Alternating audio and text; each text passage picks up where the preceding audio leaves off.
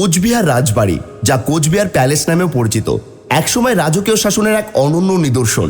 এটি ভারতীয় ইউরোপীয় স্থাপত্যের অপূর্ব মিশ্রণ, যা অতীতের এক গৌরবময় যুগের স্মৃতি বহন করে। পশ্চিমবঙ্গের কোচবিহার শহরে অবস্থিত এই রাজপ্রাসাদ একসময় কোচবিহার রাজ্যের রাজধানী ছিল এবং আজও পূর্ব ভারতের অন্যতম সেরা ঐতিহ্যবাহী স্থাপত্য নিদর্শন হিসেবে পরিচিত। রাজা নৃপেন্দ্র নারায়ণের শাসনামলে 1887 সালে এই প্রাসাদের নির্মাণ শুরু হয়। তিনি ছিলেন দূরদর্শী এবং প্রগতিশীল শাসক, যিনি তার রাজ্যের আধুনিকীকরণ করতে চেয়েছিলেন, কিন্তু একই সঙ্গে ঐতিহ্যের মূল সুরও অক্ষুণ্ণ রাখতে চেয়েছিলেন। রাজবাড়ির নকশা লন্ডনের ব্যাকিংহাম প্যালেস দ্বারা অনুপ্রাণিত, যেখানে রেনেসাঁ স্থাপত্যশৈলীর ছাপ সুস্পষ্ট। গ্রিক রোমান স্থাপত্যের করিন্থিয়ান স্তম্ভ, সুউচ্চ গম্বুজ এবং সুনিপুণ খোদাই করা কারুকাজ এই প্রাসাদের সৌন্দর্যকে আরও বৃদ্ধি করেছে। এই রাজপ্রাসাদটি ইট ও চুনসুরকিদের নির্মিত হয় এবং এর গঠনশৈলীতে ইউরোপীয় ভারসাম্য ও সৌন্দর্যের ছাপ রয়েছে। এর বিস্তীর্ণ করিডর, প্রশস্ত প্রাঙ্গণ এবং সুসজ্জিত অভ্যন্তরীণ কক্ষগুলোর বৈচিত্র্য একসময় রাজকীয় জীবনধারার চিত্র তুলে ধরে। প্রধান প্রবেশদ্বার দিয়ে ঢুকলে চোখে পড়ে বিশাল এক হল, যেখানে ঝাড়বাতি, মার্বেল মেঝে ও সূক্ষ্ম খোদাই করা কাঠের দরজা রাজকীয় আভিজাত্যের প্রতিফলন ঘটায়। দরবার হল, যেখানে একসময় রাজারা সভা পরিচালনা করতেন, তা অনন্য কারুকার্যের এক আশ্চর্য নিদর্শন। সোনালী আচ্ছাদিত দেওয়াল, উঁচু ছাদ ও নান্দনিক চিত্রফলক এখানে একসময় রাজকীয় মহিমার সাক্ষ্য দেয়। রাজপ্রাসাদের বিভিন্ন কক্ষ, গ্যালারিগুলো বিভিন্ন প্রশাসনিক ও ব্যক্তিগত কাজে ব্যবহৃত হতো। এই রাজবাড়ির নির্মাণ শুধুমাত্র একটি স্থাপত্যিক কীর্তি নয়, এটি একসময় ছিল শিল্প, সংস্কৃতি ও শিক্ষার কেন্দ্রস্থল।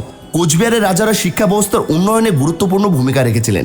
বিশেষ করে রাজা নৃপেন্দ্র নারায়ণ তার রাজ্যে আধুনিক শিক্ষা ব্যবস্থা ও প্রশাসনিক সংস্থার প্রবর্তন করেন। তার স্ত্রী সুনীতি দেবী, যিনি ব্রাহ্ম সমাজ নেতা কেশবচন্দ্র সেনের কন্যা ছিলেন, তিনিও সংস্কারের প্রচারে গুরুত্বপূর্ণ ভূমিকা পালন করেন।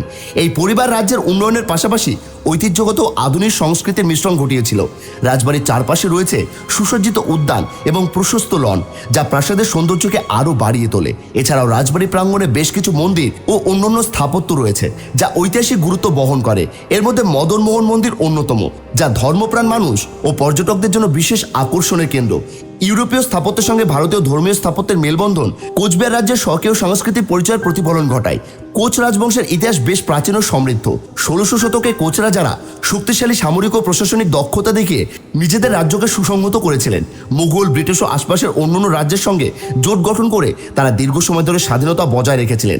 পরে ব্রিটিশরা ভারতে আধিপত্য বিস্তার করলে কোচবিহার ব্রিটিশদের অধীনস্থ একটি দেশীয় রাজ্য হিসেবে স্বীকৃতি পায়। এই ইতিহাস রাজবাড়ির স্থাপত্য অভ্যন্তরীণ নকশাতেও প্রতিফলিত হয়েছে, যেখানে ইউরোপীয় শৈলী ও ভারতীয় ঐতিহ্যের অপূর্ব সংমিশ্রণ দেখা যায়। কালের প্রভাবে রাজনৈতিক পরিস্থিতি বদলেছে, রাজশাসন বিলুপ্ত হয়েছে, কিন্তু কোচবিহার রাজবাড়ি আজও এক গৌরবময় অতীতের সাক্ষ্য বহন করছে। বর্তমানে এটি একটি সংগ্রহশালা হিসেবে ব্যবহৃত হয়, যেখানে পর্যটকরা আসেন এর স্থাপত্য ইতিহাস সম্পর্কে জানার জন্য। সংগ্রহশালায় সংরক্ষিত রয়েছে রাজপরিবারের নানা নিদর্শন, চিত্রকলা ও ঐতিহাসিক দলিল, যা অতীতের রাজকীয় জীবনধারা সম্পর্কে মূল্যবান তথ্য সরবরাহ করে।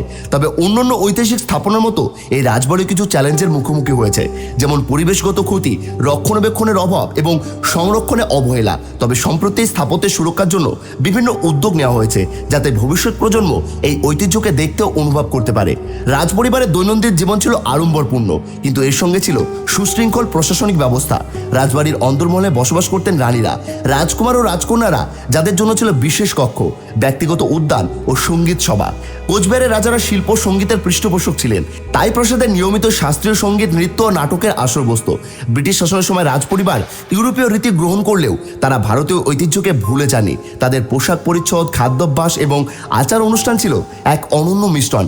কোচবিহারের রাজা ও রাজপরিবারের সদস্যরা বিদেশি শিক্ষার প্রতি আগ্রহী ছিলেন এবং ব্রিটিশ ও ভারতীয় শিক্ষা ব্যবস্থার সংমিশ্রণে শিক্ষা প্রতিষ্ঠান স্থাপন করেন।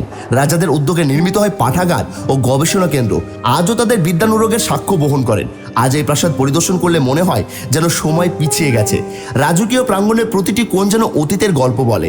এটি শুধু কোচবিহার রাজপরিবারের ইতিহাসের অংশ নয়, এটি ভারতের স্থাপত্য ও সাংস্কৃতিক বিকাশের এক উজ্জ্বল নিদর্শন। সূর্যের আলো যখন এর জানলা দিয়ে প্রবেশ করে এবং মার্বেল মেঝেতে ঝলমল করে, তখন দর্শনার্থীরা এক অনন্য অতীতের অংশ হয়ে যান। কোচবিহার রাজবাড়ি আজও ভারতীয় ইতিহাসে এক অনন্য স্থাপত্য নিদর্শন হিসেবে টিকে রয়েছে।